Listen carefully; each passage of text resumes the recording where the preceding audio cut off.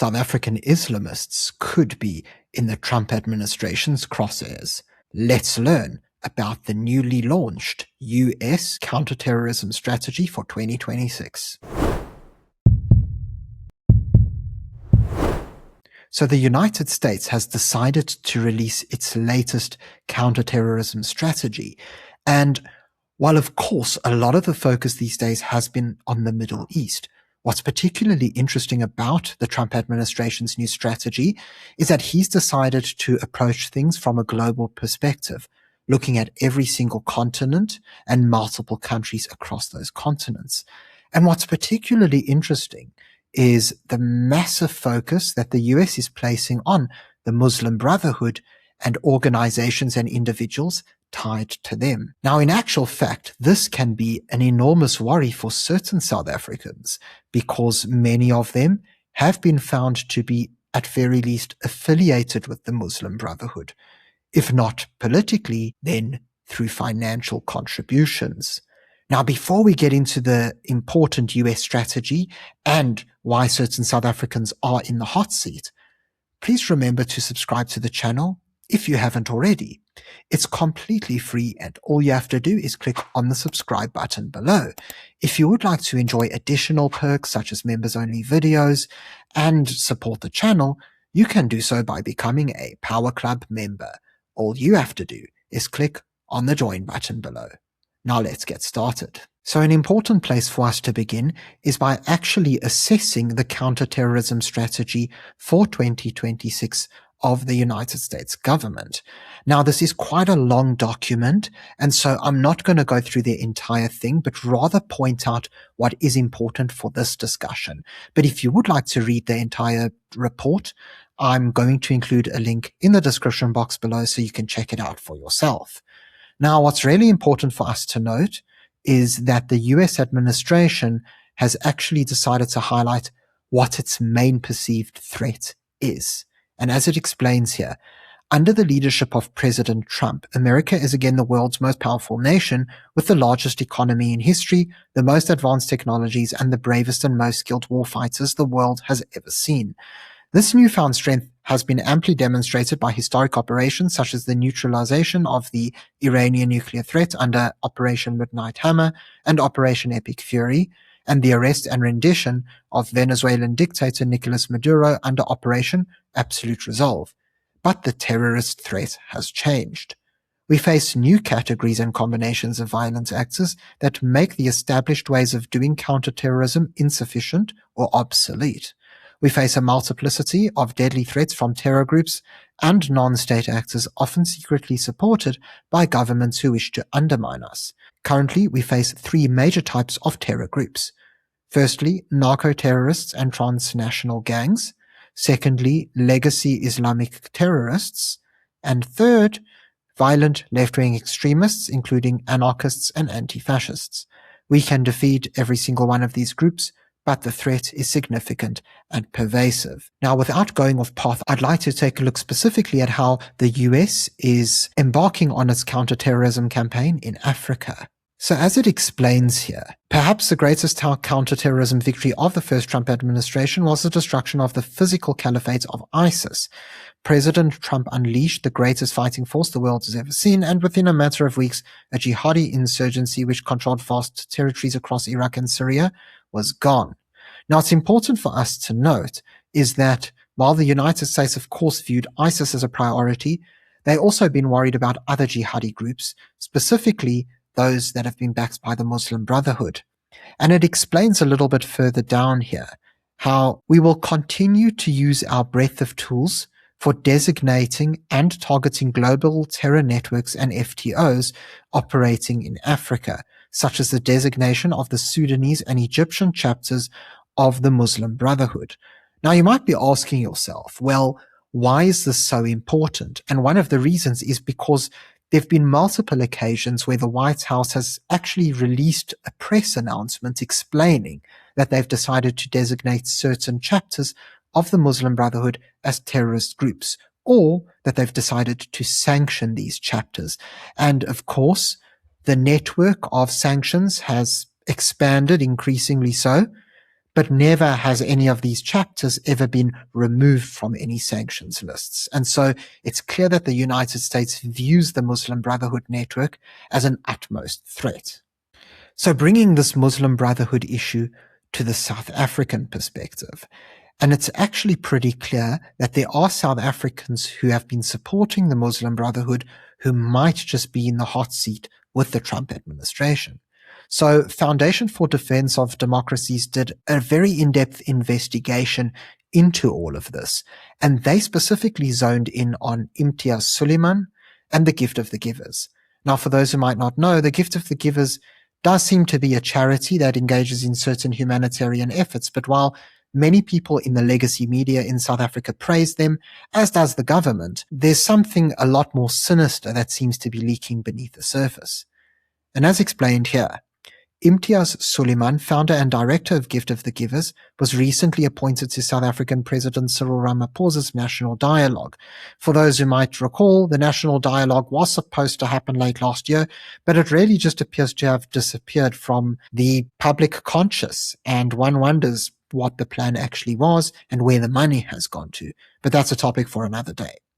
Gift of the Givers calls itself the largest disaster response non-governmental organization of African origin on the African continent and claims to have distributed $320 million in 47 countries over 32 years.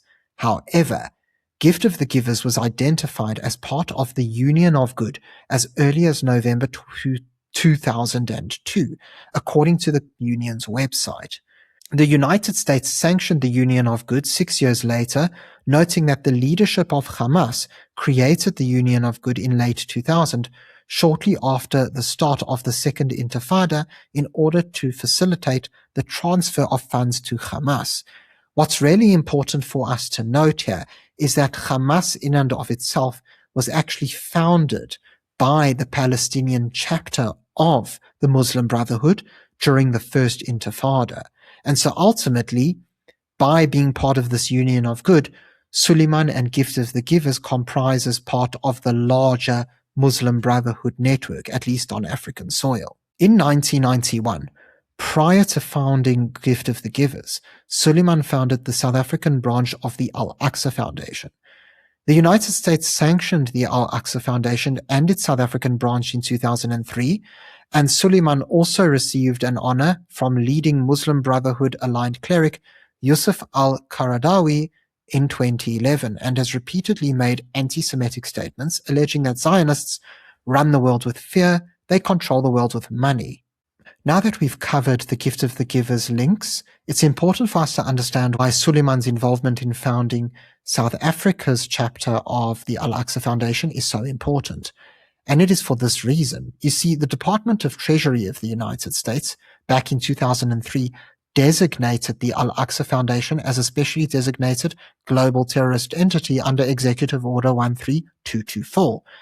As a result of the designation, all assets of the Al-Aqsa Foundation are blocked and transactions within the organization are prohibited, and this is by the Treasury's Office of Foreign Assets Control. By designating the Al-Aqsa Foundation, we have deprived the Hamas terrorist organization of a vital source of funding and have shut off yet another pipeline of money financing terror. Now, it's particularly important to note about this specific press statement from the Treasury is that it explains that Al-Aqsa is a critical part of Hamas's terrorist support infrastructure. Through its headquarters in Germany and branch offices in the Netherlands, Denmark, Belgium, Sweden, Pakistan, South Africa, Yemen, and elsewhere, Al-Aqsa funnels money collected for charitable purposes to Hamas terrorists. Now, of course, it has explained how South Africa has also been home to one of the branches of Al-Aqsa, which is, of course, what Sooliman founded himself. We also need to acknowledge that there's a big parallel between Al-Aqsa and Gift of the Givers, because both are being accused now of funneling money collected for charitable purposes to the likes of Hamas. As we know, the Union of Good was what the Gift of the Givers fell under, and Al-Aqsa Foundation, well, we know who they fall under as well. Of course, many people will be wondering whether or not the US will actually take action. You see, many people are saying that the Bilateral Relations Review Act is taking a very long time to pass. Many people are saying that Trump seems to be distracted and that he's busy with other things around the world because, of course, a lot of important things are happening. But I think that one shouldn't be too quick to count out the Americans. And here's why. You see, many people have made the assumption that the United States isn't focused on South Africa. And while there might be more urgent matters on the table at present, it doesn't mean that the Trump administration will never act. In fact, back in 2007, the US government did decide to act against certain South Africans, as explained here. The US Department of the Treasury moved to designate two South African individuals, Farhad Ahmed Dokrat and Junaid Ismail Dokrat, and a related entity for financing and facilitating Al-Qaeda, pursuant to Executive Order 13224. This action freezes any assets the designees have under US jurisdiction and prohibits transactions between US persons and the designees. Today's action targets two family members that have supported Al-Qaeda, one by providing funds to Al-Aqtar Trust, a globally recognized Al-Qaeda fundraiser, and another by facilitating travel for individuals to train in Al-Qaeda camps, said Adam Zubin, Director of Treasury's Office of Foreign Asset Control. And so there you have it. In a very similar situation, they decided to target a certain group, firstly two individuals, but also an entity that had allegations of financing links to Al-Qaeda. Now, it's important for us to remember that back during that time period, Al-Qaeda was really at the top of the Americans' minds, but now it's more the Iranian regime and, of course, the Muslim Brotherhood. And so priorities have shifted. We also saw Treasury take action against South African-based ISIS organizers and financial facilitators. As explained here, the US Department of the Treasury's Office of Foreign Assets Control designated 4 ISIS and ISIS Mozambique financial facilitators based in South Africa. And this was in March 2022, so a much more recent incident. ISIS members and associates in South Africa are playing an increasingly central role in facilitating the transfer of funds from the top of the ISIS hierarchy to branches across Africa. The South Africa-based ISIS members designated today, pursuant to Executive Order 13224 as amended, have provided support for the aforementioned transfers or served as leaders of ISIS cells in South Africa. Between 2017 and 2018, Farhad Humer helped organize and begin operations of a Durban, South Africa-based ISIS cell. We then see our Siraj Miller, who leads a Cape Town-based group of ISIS supporters, provided financial assistance to ISIS by training members to conduct robberies to raise funds for ISIS. In 2018, Miller also aided in acquiring temporary safe houses for ISIS. We then see Abdullah Hussein Abadigo, who recruited young men in South Africa and sent them for weapons training. Peter Charles Mbaga decided to facilitate funds transfers from South Africa. Farhad Humer, Siraj Miller, and Abdullah Hussein Abadiga are being designated pursuant to the same executive order for having materially assisted, sponsored, or provided financial material or technical support or goods or services in support of ISIS. And then Mbaga is being designated for having materially assisted, sponsored, or provided financial, material, or technological support for, or goods or services to, or in support of ISIS Mozambique. And what's also important is that it appears that he helped to procure weapons for that ISIS branch as well. And so what this shows us in summary is not to count the US out. Sure, it seems that the wheels of justice do turn slowly on many occasions, but the US is very clearly interested in limiting the threat of radical Islam and limiting its spread worldwide.